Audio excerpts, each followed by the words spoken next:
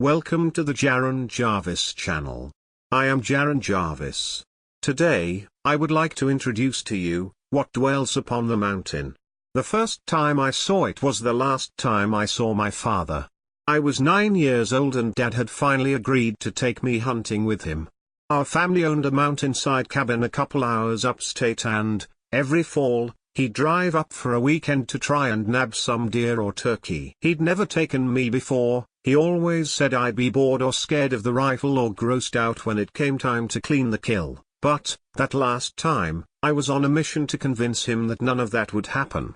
I showed him the book I'd carefully selected to bring up to the deer stand in case I needed something to do. I reminded him that I'd watched him and Uncle Sam shoot cans the summer before when we'd gone camping and been fine, and I told him all about the nature shows I'd been watching on TV, the ones with the lions eating the gazelles. After a long talk with my mom, who wasn't much for hunting herself and who wasn't sure her daughter should be either, he relented and I was told I could go. I was warned, though, that if I didn't enjoy myself or spent the whole trip complaining, Dad wouldn't take me again. They didn't need to worry, I was determined to prove that I could be the best little hunting buddy he'd ever had. We left the following Friday afternoon, after I'd gotten out of school. The backseat was full of gear, so I got to sit up front, a rare treat for me. I spent the long drive peppering Dad with questions about what to expect and if he thought we'd actually catch anything, and he answered each with his usual patience and good cheer. When there were lulls, he told me about hunting trips he'd taken with Uncle Sam and their dad when they were growing up, and even suggested that we might all go together next year if I ended up liking it enough. It was getting dark when we arrived at the cabin. I'd only been a couple times before and, somehow, I always managed to forget just how isolated it felt. Built halfway up the mountain, deep in a forest of pine and oak trees, the cabin was a simple log structure with no running water or electricity. The quiet that surrounded it was thick, broken only by the rustling of underbrush or bird calls, and I stayed close to Dad as we unloaded in the fast-fading daylight. Inside, Dad gave me the short tour by lamplight to help reacquaint me with the place. Small bedroom with 2 cots, cramped living room with an old, lumpy couch and a coffee table in front of a fireplace, and a kitchenette where they'd squeezed in a card table and folding chairs. There was a hatch in the floor leading down to a coal cellar, but I wasn't allowed down there by myself. The only bathroom came in the form of a rickety outhouse behind the cabin. I was less than thrilled about that. There were webs and permanent lingering smells and it was chilly enough that my teeth chattered, but I dealt with it as stoically as a little girl could. Complaining meant no more hunting trips and I wasn't going to let that happen. It was hard getting to sleep that night. Dad made us go to bed early since we'd be up before dawn, but, while he had almost no trouble drifting off, I could barely get my eyes to stay closed for more than a few seconds at a time. The strangeness of the place made it hard to relax and, every so often, over the squeak of the cots and Dad's snoring, I was sure I heard something moving around outside the cabin. A scuffle of leaves, the snap of a twig, and then silence for a short time before it would resume, as if it was circling the cabin. As if it were looking for something. I clutched my sleeping bag tightly around myself and kept myself turned pointedly towards the wall. There was a short, hurried skitter of footsteps that sounded like they were coming from just outside, and then another brief pause. And for a long moment, something breathed, slowly and heavily, against the window opposite my cot, right over where my dad was lying. By the time I could bring myself to turn enough to peek, the sounds outside had stopped and there was nothing staring in at me, just empty darkness. I wasn't sure if that made me feel better or creeped me out even more. The only way I managed to get any sleep that night was by repeatedly telling myself that my dad was 2 feet away from me and he wouldn't let anything happen to me. It was still a restless and uncomfortable night and, when my dad's wristwatch started to beep at 5:30 a.m., I groaned and buried myself as far inside my sleeping bag as I could go. Dad didn't let me retreat for long, though, and after a hearty breakfast of bacon and eggs cooked in the hearth, we bundled up, gathered up what we would need for a day in a deer stand, and trundled out of the cabin with a couple of flashlights to guide us. Although I was nervous to be outside, I didn't tell him about what I'd heard while he was asleep, I didn't want him thinking I was too chicken to go on hunting trips with him. We had quite the trek ahead of us. The stand was a little over a mile up the mountain by a winding, often uneven footpath, and progress was slow. Dad had me take the lead, offering directions from over my shoulder whenever the path diverged, and stayed close behind. It wasn't unheard of for hunters to come across black bears or wolves while out in the woods, and he wanted to make sure that nothing was able to sneak up on us. In a way, hearing that there were large predators around was almost reassuring, maybe even a little cool. The thing I'd heard outside our window the previous night seemed less scary when I thought that it was just a big animal. We'd been learning about local wildlife in my science class, and it would have been neat to tell my teacher I'd actually seen a bear in real life. I felt even better when the woods around us gradually started to lighten into a misty grey as the sun started its slow climb over the horizon. We switched our flashlights off and put them in my backpack alongside my lap blanket and book, and continued on in the pre-dawn haze. I'd run a little bit ahead of my dad, braver and more excited now that there was a bit more light, and I rounded a curve in the trail at the same time he called for me to slow down and wait for him. I came to an impatient halt, but it quickly turned curious as I realized there was something lying just off of the footpath not far from where I was standing. It took me a few seconds to realize I was staring at a human arm. Only the forearm and hand were visible, the rest of the body from the elbow up seemed to be buried underneath the brush, as if someone had tried to unsuccessfully hide it. The part I could see was fish-belly white, slender, and very still. It stuck out sorely against the surrounding ground. Dad. I hadn't expected the word to come out in a nervous squeak. Yeah? He had caught up by then and must have followed my gaze to the arm, because he quickly followed up with, "Oh, God. Stay here, Faith, do not move, okay?" I nodded, my hands twisting anxiously around my backpack straps, and he set down his things on the trail next to me. With another reminder not to follow him or touch the rifle, he hurried towards the arm, glancing back only once to make sure I was staying put. He was only steps away from it when the arm slithered back into the ground and a hatch erupted upwards in front of him. A creature with the head and torso of a woman, dark-haired and nude, hauled itself out of the hole beneath the hatch and lunged at my father with a writhing mass of spindly, spider-like arms. It was the only time I ever heard Dad scream.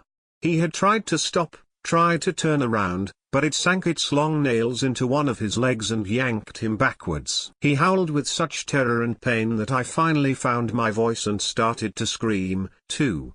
I was frozen in place, helpless, and I watched that thing envelop my dad, wrapping him in those numerous terrible arms against its breasts, and it squeezed tighter and tighter until he could only gurgle. His feet kicked uselessly against it as he was dragged back towards its hole.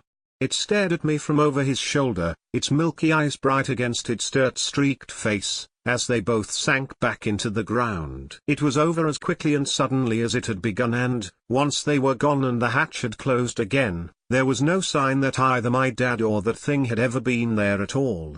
I was found halfway down the mountain, hysterical and unable to speak, by a couple of hikers some time later. I must have run down there, but I don't remember it. I just remember so many faces and flashing lights and confusion. Uncle Sam, who lived only a half hour from the cabin, was the first of my family to arrive, followed by my grandparents, and then, a couple hours later, my mom. They all asked me the same questions. They all got the same answers. None of them knew what to make of my story. My dad was officially labeled a missing person for the next decade, although it was speculated that he'd been the victim of an animal attack, and I was put into all kinds of programs and therapy for traumatized children. It didn't stop the nightmares, though.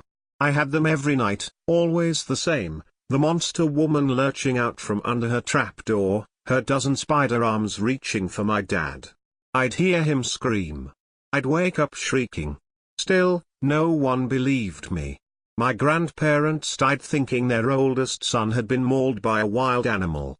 My mom found religion and married a good pastor who suggested I attend a specialized boarding school for kids like me, coincidentally far away from his own young children. That never happened, though. Mom couldn't bear the thought of me being out of her sight. She was afraid I'd disappear, too. My uncle sold the cabin and never went back to the mountain. He wouldn't even talk about it. I spent almost 2 decades feeling alone, caught on just this side of crazy by a childhood memory that everyone else told me was false, just something my brain made up. I thought it would get better as I got older. I thought there would be fewer and fewer nights spent haunted by a spider-armed woman. I started taking medication, I stopped talking about her in therapy, I moved away from my childhood home. I did everything I could to separate myself from my father's death. It never quite worked, though. I still saw her when I closed my eyes. I still heard Dad's final scream. And then, when I was just shy of 30, breast cancer got the best of Mom. Her husband tried to tell me that I didn't need to go home for the funeral, it would just be a small affair, she'd understand if I missed it, but I told him to go fuck himself and booked the next plane ticket out. I wasn't surprised when he nor my step-siblings were waiting for me when I arrived. It was a struggle going back to my childhood home, not just because of the memories that lingered there, but also because the good pastor attempted to keep me out. He told me my mom's affairs were in order and there was no reason for me to be there. Again, I told him to go fuck himself. A week and one expensive phone call on my behalf from a local attorney later, I was granted 2 hours of uninterrupted access to my mom's things. I didn't think I'd need that much time, there wasn't much I wanted. A few photo albums, maybe my mom's wedding ring from her marriage to my dad, stuff that would only mean something to me.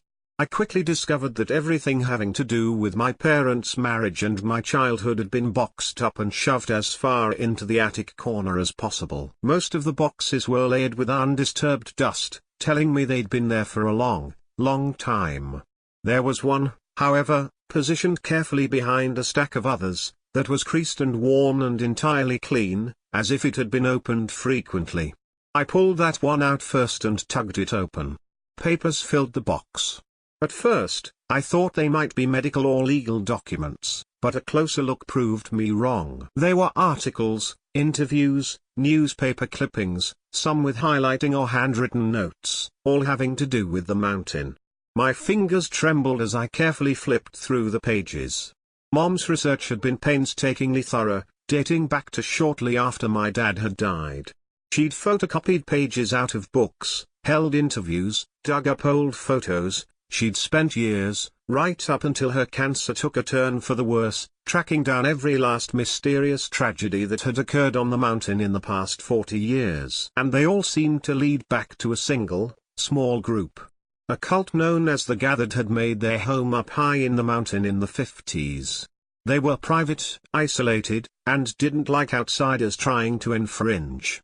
Mostly the townspeople in the valley below left them alone, but when their residents started to disappear, they became suspicious and started to look towards the Gathered. After a 7-year-old girl went missing in 1968, that suspicion turned to open hostility and police made their way up to the commune. They did find the girl, or pieces of her, along with many of the other missing folks and the entire population of the cult, all dead by their own hand. By the look and smell of things, the authorities were just a few days too late. A note left behind by the self-proclaimed leader, Lyman Victors, stated that the Gathered had fulfilled their purpose, they'd opened the doorway, and that the ungodly ones would soon walk in their earthly place. They were written off as a bunch of crazy evangelicals and the commune was burned to the ground. The town below mourned their losses, but tried to put all thought of the Gathered behind them. It was not such an easy thing, however. People started seeing things up in the woods, dark things that they claimed stalked them, and disappearances became a more regular occurrence. Excuses were made, logical reasons provided, and a strong attempt to brush off what was termed nonsensical superstition was made. Anyone who said they'd experienced something up on the mountain was derided as gullible and childish. It wasn't a completely successful campaign and sightings still trickled in despite the negative backlash that they received. The most common report was that hikers or campers had spotted an arm, half buried, alongside various trails. There was even one from a lumberjack stating that he had witnessed another man being pulled into a well-camouflaged hole by a hideous woman with an unnatural number of elongated arms. A brief, Follow-up article that Mom had stapled to the original one said the lumberjack had been committed to an asylum following his delusional statements. I rocked back on my heels and I held those papers to my chest with a shuddering sigh. I didn't know what to feel right then, surrounded by years' worth of my mother's research. What I did know for sure was that my mom had believed me. I could only assume that she was trying to steer me back into a normal life by denying it, that she'd been trying to protect me and give me back some sense of childhood. Now, though, I knew the truth. Now, I knew that she'd been listening all along. I knew that I wasn't crazy. And now, I knew for certain that there really was something horrible dwelling on that mountain.